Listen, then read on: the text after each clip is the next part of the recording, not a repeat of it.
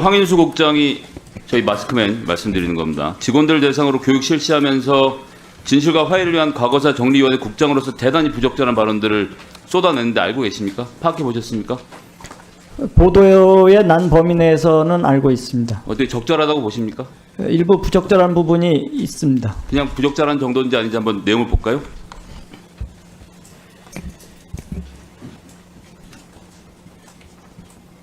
진도산 안첩단 사건 고문으로 조작 대신 끝 문제 이렇게 되잖아요. 그죠?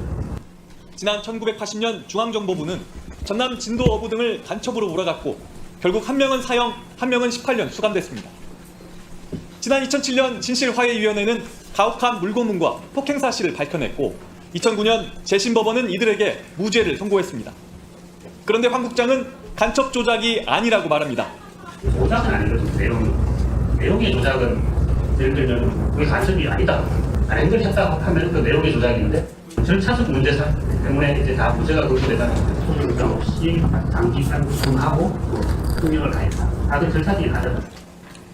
예, 50일간의 강제 구금, 물고문, 폭력 행사가 절차상의 문제다라고 말하고 있는 현장을 지금 보고 계십니다. 지금 진도 간첩단 사건에 대해서는 위원장님 파악하고 계십니까? 뭐 자세히는 모르지만 알고 있습니다. 그 일기에서 위원장 아니세요?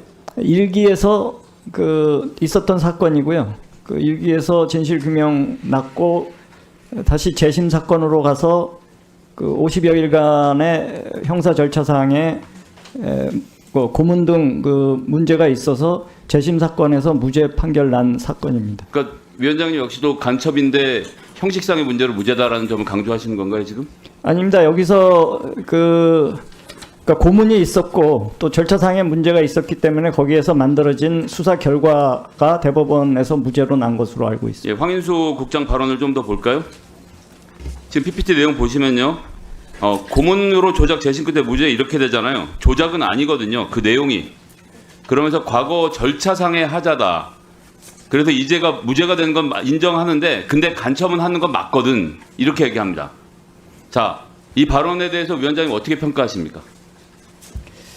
일기 사건이기 때문에 제가 정확하게 이것을 다 검토하지 못했습니다. 다만 분명한 것은 그 진실 규명 희생 사건이고 재심 결과 무죄 결정난 사건이기 때문에 이 부분에 대해서는 뭐 이론이 크게 있지 않을 것으로 그러면 무죄 판단됩니다. 판결이 난 사건에 대해서 지금 직접 고용하신 조사 1국장이 간첩을 한 건 맞다 이렇게 말하고 있는데 여기다 인사상 조치를 취해야 된다고 생각하지 않으십니까? 어떤 맥락에서 말이 됐는지 오늘 보도를 통해서 처음에 접했기 때문에 살펴볼 계획입니다. 그러면 살펴봐서 간첩이라고 생각하고 있으면 해임하시겠어요? 아직까지는 뭐 해임 사유와 관련돼서 얘기하기는 아니 진실조사위원회에서 권고를 했고 대법원에서 무죄 판결을 내린 대한민국 국가가 무죄 판결을 내린 건에 대해서 일개 공무원이 국가관이 추천하지 못한 공무원이 자신의 개인적인 생각을 늘어놓으면서 무죄라고 주장을 하는데 이런 사람이 해고의 사유가 안 된다고 생각하시면 지금 위원장님 국가관에 문제가 있는 거 아닙니까? 이게 지금 이념에 따라서 왔다 갔다 하는 대한민국 정부입니까? 사법부의 대법원의 결정에 대해서 존중하지 않는 공무원이라는 게 존재하는 게 가능해요? 어떻게 생각하십니까?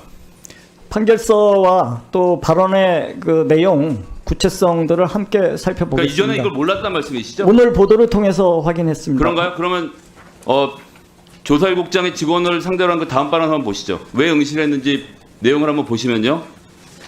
자, 간첩을 한 게 맞는데 2007년에 간첩한 거 맞다고 이야기하고 싶어서 진실화해위원회에 오고 싶었다. 그때 당시에. 근데 뭐 이런저런 사정을 못 왔고 그래서 1국장을 뽑는다고 해서 이번에 응실해서 됐다 이렇게 말하고 있습니다. 그러니까 제가 보기엔 이 황인수 국장은 중앙정보부가 저질렀던 간첩단 조작 사건에 대해서 가해자였던 국정원의 사람이 그 당시엔 중앙정보부였죠. 이제 일로 파견 나와서 자기 친 조직에 대한 명예회복을 하려고 사실상 진화위를 깨려고 온 사람 같은데 동의하십니까? 맥락을 더 파악해보고 판단하겠습니다. 면접 때 이런 사람이 이런 주장을 했다는 거 알았으면 어떻게 하셨겠습니까, 위원장님? 질문이 어렵나요? 면접 때 이런 상황을 아셨으면 위원장님 어떻게 하셨겠어요? 살펴볼 부분이 있다고 생각합니다. 자, 다음 보시죠.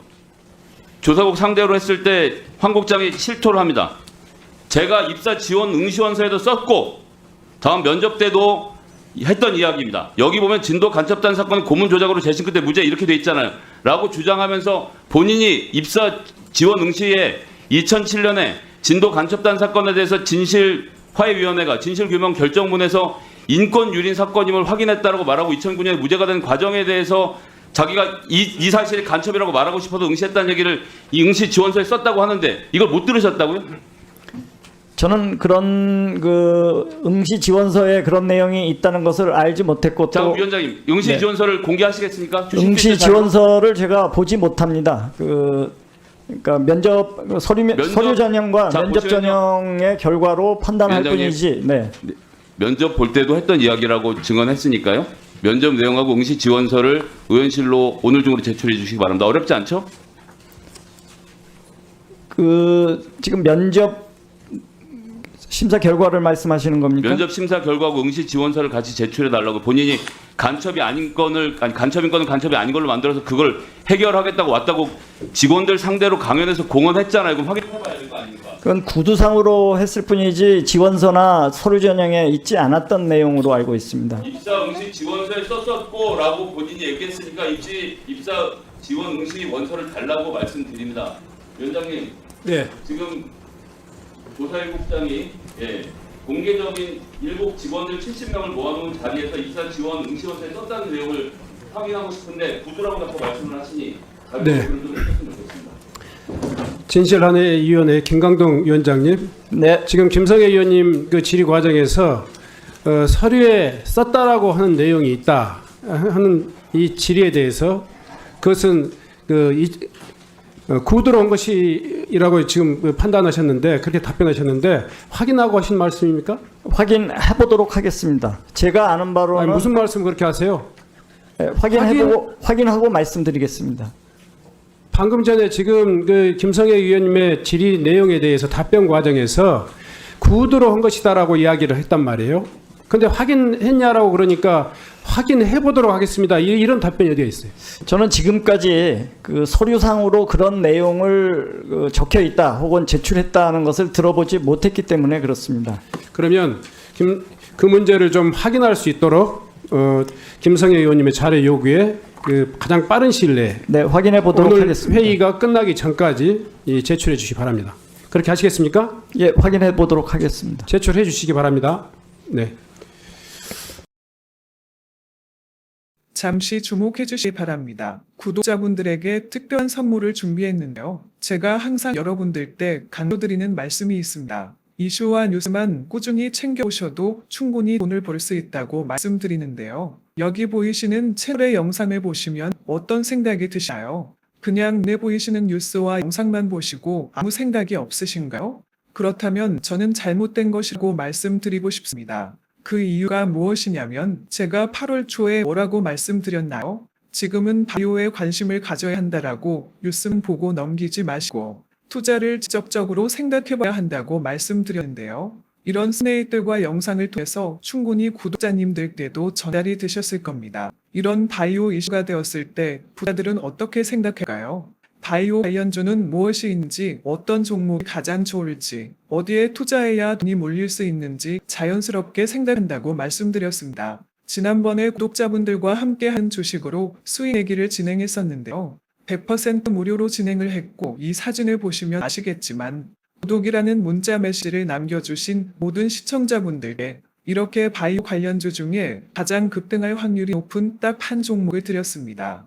8월 13일에 오정바이오를 추천해 드렸습니다. 여기 나와 있는 사진을 보시면 정확히 얼마에 매수하고 어떤 종목을 사야 하는지 어느 점에 팔아야 하는지 이런 부분들까지 여러분들에게 정확히 알려드렸는데요. 실제로 많은 분들께서 수익을 보셨습니다. 오른쪽을 보시면 아시겠지만 8월 13일에 오정바이오를 소개해드리고 나서 실제로 며칠이 지나지 않고 이렇게 주가가 상가가 되었습니다. 당시에도 굉장히 많은 분들이 제가 드린 이 종목으로 수익을 내셨습니다. 지난번과 똑같이 구독이란 문자를 보내주시면 이번에 이슈가 되고 있는 주식 중에 앞으로 대장주 고시를 하면서 주가가 가장 크게 상승할 한 종목을 시청자분들에게 문자로 종목명과 사고자 하는 시점을 모두 알려드리겠습니다. 이 영상을 보시고 계시는 시청자분들 중에 종목이 궁금하다 하시는 분들은 남녀노소 시간대 상관없이 이렇게 상단에 번호를 항상 남겨놓고 있습니다. 전화번호 010-802-5232 똑같이 무료 급등 주식 문자를 보내드리겠습니다.